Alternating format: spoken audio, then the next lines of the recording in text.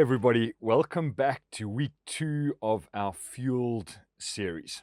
I hope over the last week your 15 minutes a day have been going well, that you've started to dive into the content of these 6 midweek videos, the 6 Sunday messages, and of course the readings in the workbook. The key verse that we're looking at is Luke 10, verse 27.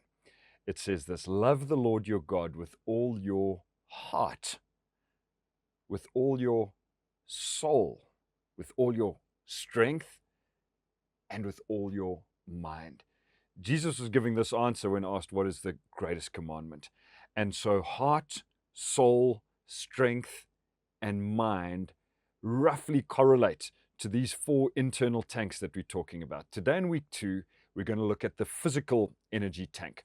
Before I get there, a recap of what we said last week is that the process of internal change requires, firstly, taking full responsibility for my internal health. Full responsibility for my internal health. I can't stress how important this is.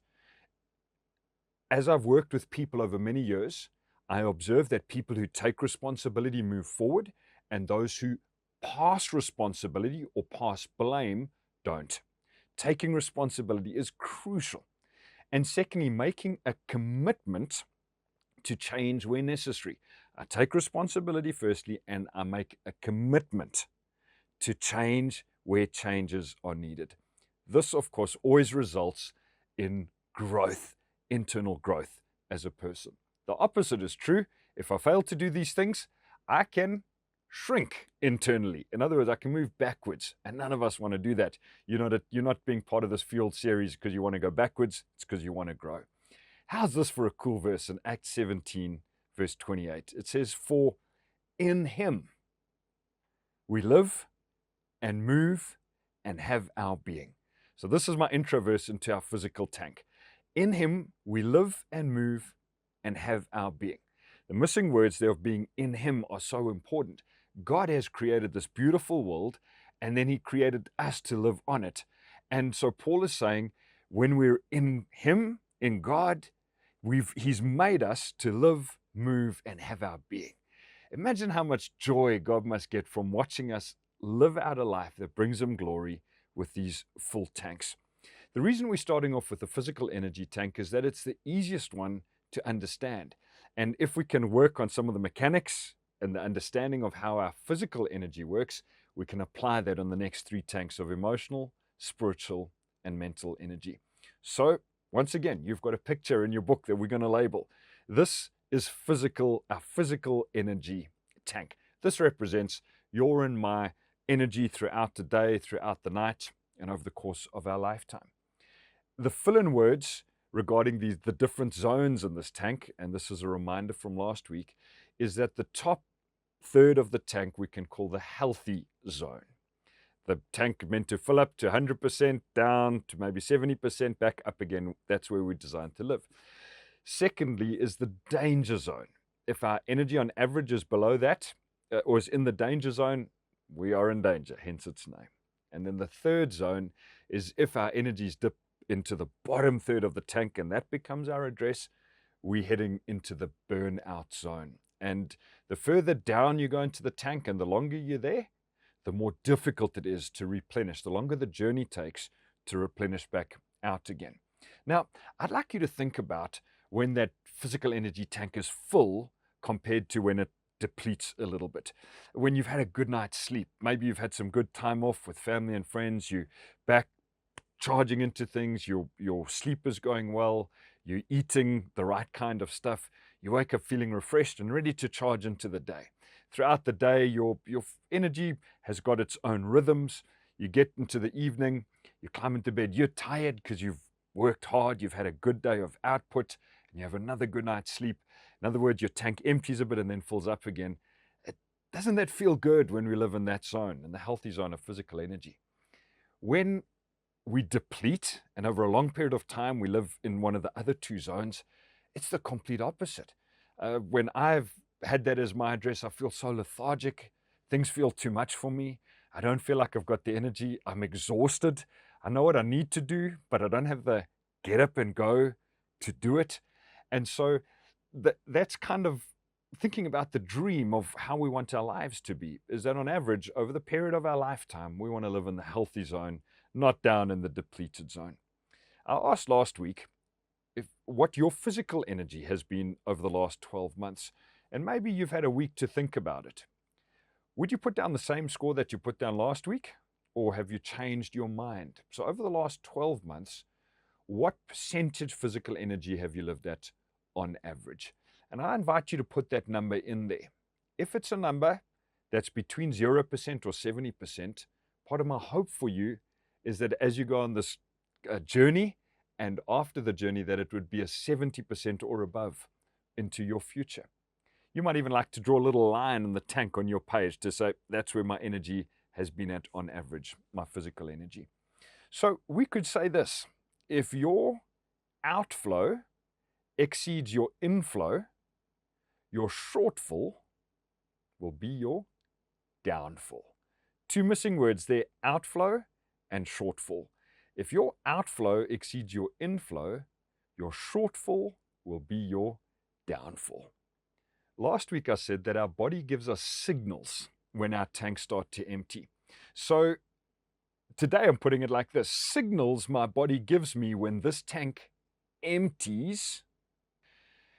There's some empty lines on your page, and I'm going to pause speaking in a minute to give you an opportunity to write down what some of your signals are as your bucket empties. But let me give you an explanation first. What I'm talking about are signs in your physical body that as the energy depletes a little bit, what are some of the signals that you get that let you know you need to do something to replenish? I'm a parent, and we've got 3 children, and you come to know your children's signals quite well, especially when they're babies. When they are tired, boy, we need to get them to sleep. But somehow we become worse at learning our own signals, especially as we become adults. Some of my early signals, when my physical energy dips, I obviously get tired. I crave sugar.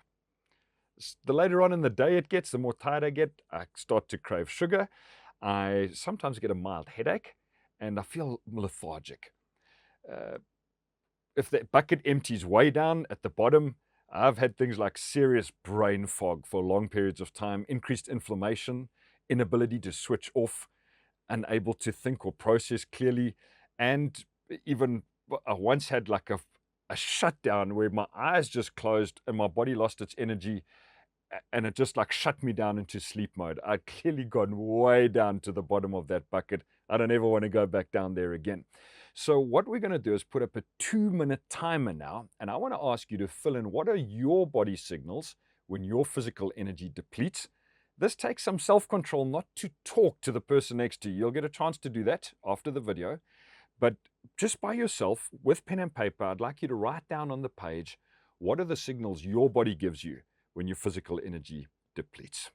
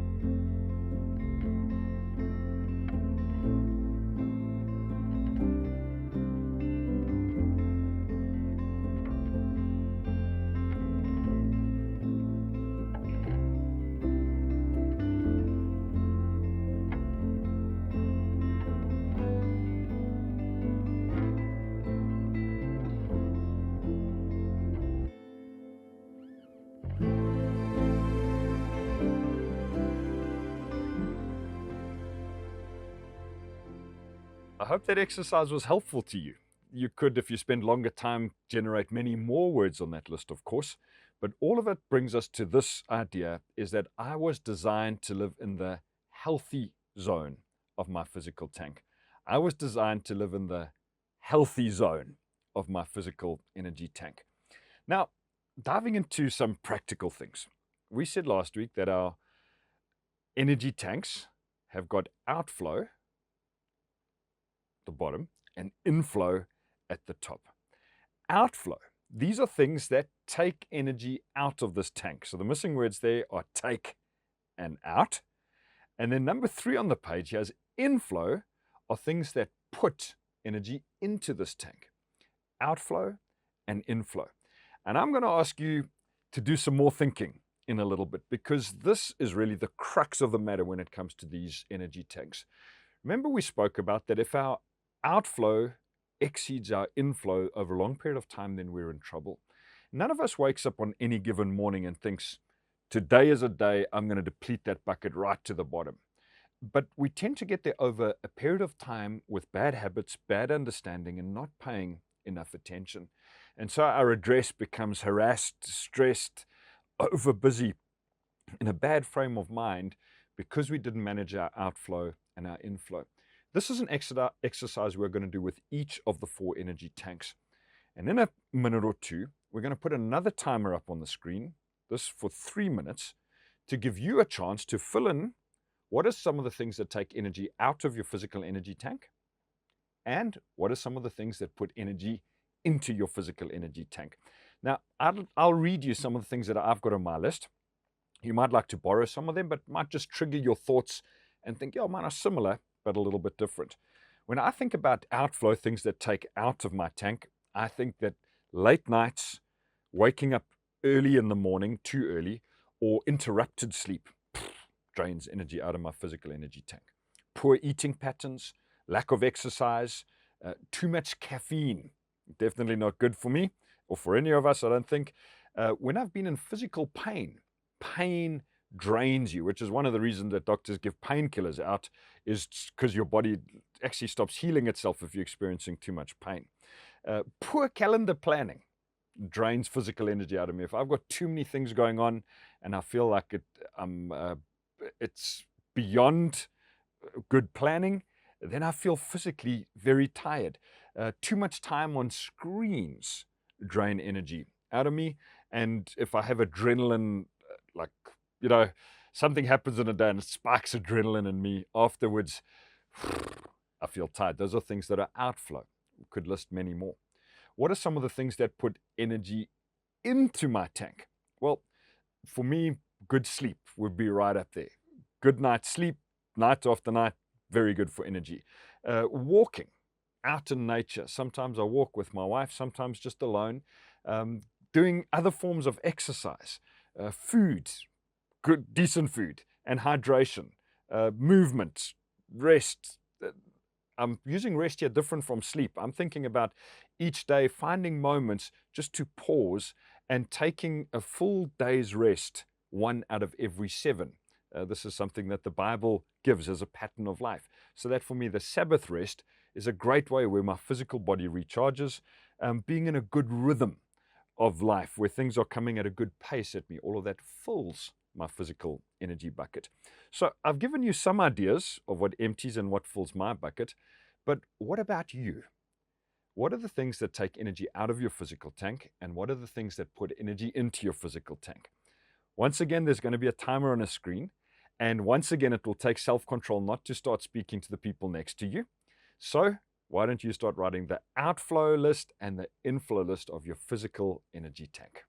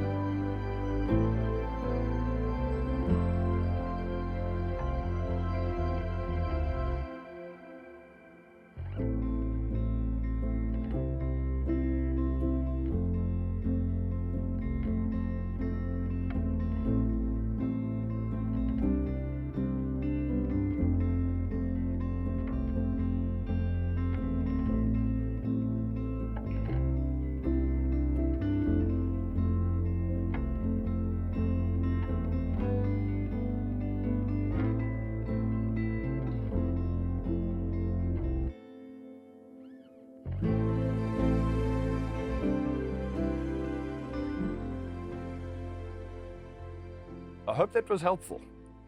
This content that we're doing in this series, I've done in different workshop sessions with smaller groups and bigger groups. And what I find is the first time I ask them to do this exercise, their brains go really slowly. They're like, you're forcing me to think here. But as you get better at it, you generate more words. So you might even fill up that list more later on after you've watched this video.